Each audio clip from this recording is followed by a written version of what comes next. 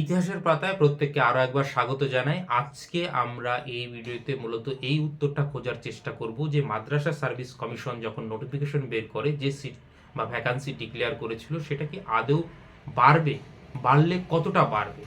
কারণ গতকাল যখন কাট আপ নিয়ে আমি একটা ভিডিও করেছিলাম যে সিট সংখ্যা যেহেতু খুবই সামান্য, সেহেতু কাট আপটা কিন্তু অনেকটা হাই যাবে। যতক্ষণ না পর্যন্ত সিট সংখ্যা বাড়ছে কাট আপটা কিন্তু অনেকটাই হাই থাকবে। তো সেক্ষেত্রে যাদের একটু লো স্কোর আসছে তাদের একটা চিন্তার বিষয়। অনেকের মনে প্রশ্ন যে মাদ্রাসা সার্ভিস কমিশনে পরবর্তী সময়ে কি সিট সংখ্যা বাড়তে পারে, আর বাড়লে কতটা বাড়বে, সেই প্রশ্নের উত্তর কিন্তু আমরা এই ভিডিওতে খোঁজার চেষ্টা করব। তার আগে বলে নিই, যারা ইতিহাস বিষয়ে প্রস্তুতি নিচ্ছেন এসএলএসটির দীর্ঘদিন থেকে, তো আমাদের সঙ্গে সরাসরি যুক্ত হতে পারেন, আমাকে হোয়াটসঅ্যাপ করতে পারেন, অথবা আমি হোয়াটসঅ্যাপ গ্রুপের লিঙ্ক দিয়ে দিচ্ছি নিচে, সেখানে গিয়ে যুক্ত হতে পারেন।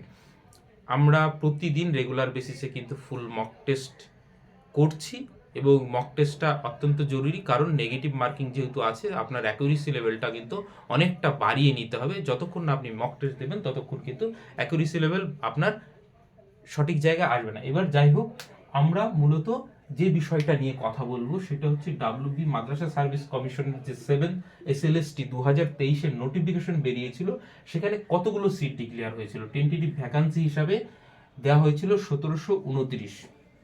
আপনি মাদ্রাসা সার্ভিস কমিশন নোটিফিকেশন যদি দেখে থাকেন, 4/5/2023-এ যে নোটিশ বেরিয়েছিল, সেখানে এই 4ই মে 2023-এ এই ভ্যাকান্সিটা কিন্তু ডিক্লেয়ার করা হয়েছিল।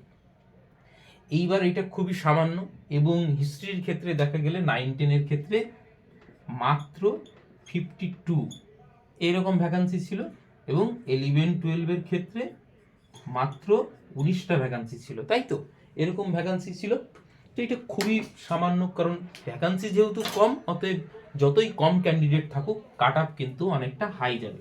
তো এইখানেই আসছে প্রশ্ন যে তাহলে সিট সংখ্যা বাড়লে কত বাড়তে পারে।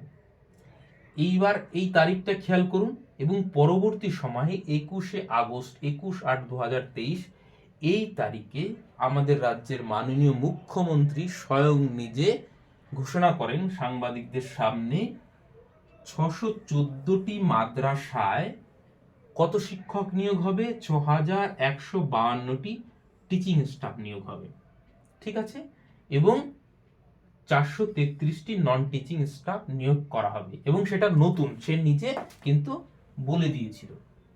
তো তাহলে এই 4/5/2023-এ নোটিফিকেশন বেরোলো, এবং 21/8/2023-এ কিন্তু মুখ্যমন্ত্রী ঘোষণা করলেন যে না, মাদ্রাসায় কিন্তু 1700 নয়, 6152টি পোস্টে শিক্ষক নিয়োগ হবে। এইবার অনেকের ধারণা থাকতে পারে যে এই পোস্টটা মিলিয়ে না এই পোস্টটা ছাড়া। যদি ধরে নিলাম এই পোস্টটা ধরে এখানে হিসাব করেছে, তাহলেও যদি আপনারা হিসাব করেন 1729 ছিল, তাহলে এটা থেকে যদি বিয়োগ করা যায়, নতুন পোস্ট কিন্তু দাঁড়াচ্ছে মোটামুটি 4500-এর মতন। তাহলে কতটা সিট সংখ্যা বাড়ছে যদি এইটা ধরে করা হয়, তাহলে মোটামুটি 2.5 মানে 2.5 গুণ সিট বাড়ছে। আর এটা যদি টোটালটাই নতুন পোস্ট হয় যেরকমটা মুখ্যমন্ত্রী বলেছেন, অ্যাপ্রক্স 3.5 এত গুণ বাড়ছে। তো সেক্ষেত্রে আমরা গড়ে ধরে নিচ্ছি 3 গুণ সিট বাড়তে পারে, কারণ এখানে বাড়ছে। তো প্রত্যেকটা সাবজেক্টে যদি 3 গুণ বাড়ে, তাহলে সেই হিসাবে হিসাব করে নিন যে আপনার সাবজেক্টে কত সিট ছিল, তার সঙ্গে 3 গুণ করলে যে সংখ্যাটা দাঁড়ায় অ্যাপ্রক্স ওই রকম একটা সংখ্যা দেয়। এবার কোনো কোনো সাবজেক্টের ক্ষেত্রে একটু কম বেশি হতে পারে, কিন্তু টোটাল সিট যেহেতু বাড়ছে, তাহলে প্রত্যেকটা সাবজেক্টে কিছু না কিছু করে সিট বাড়বে। এইবার বলেন যে মাদ্রাসা সার্ভিস কমিশনের কথা মুখ্যমন্ত্রী কবে বললেন, আমি একবার একটু শুনিয়ে দিই, ঠিক আছে, তাহলে বিশ্বাস হবে।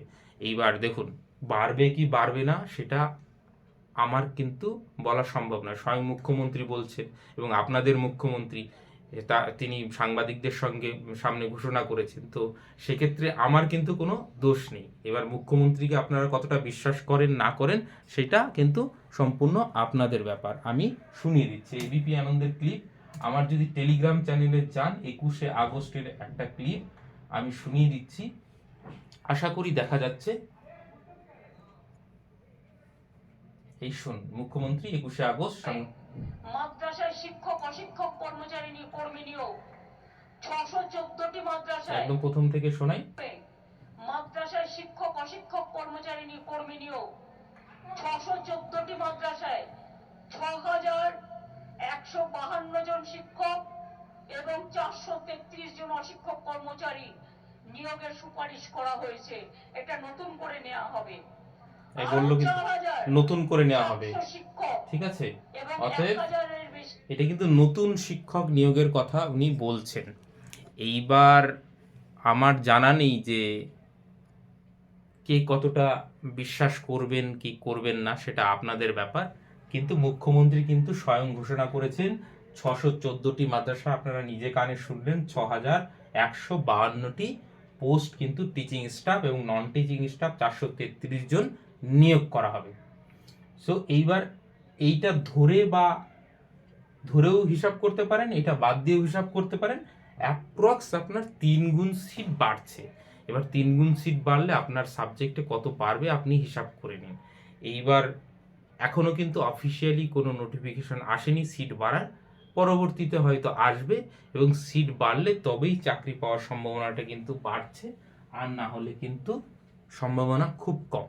আর বলবো যাদের লো স্কোর আসে 50-এর নিচে, বিশেষ করে ইতিহাসের, আমি বলবো যে পাথরে কোদাল চালিয়ে লাভ নেই, বরং বিহার বা অন্য রাজ্যের দিকে দেখুন, বিহার স্টেটে যারা ফর্ম ফিল আপ করেছে সেই দিকে দেখুন, কারণ এই কয়দিনে 50 থেকে আপনি 70+ 75+ স্কোর করতে পারবেন না।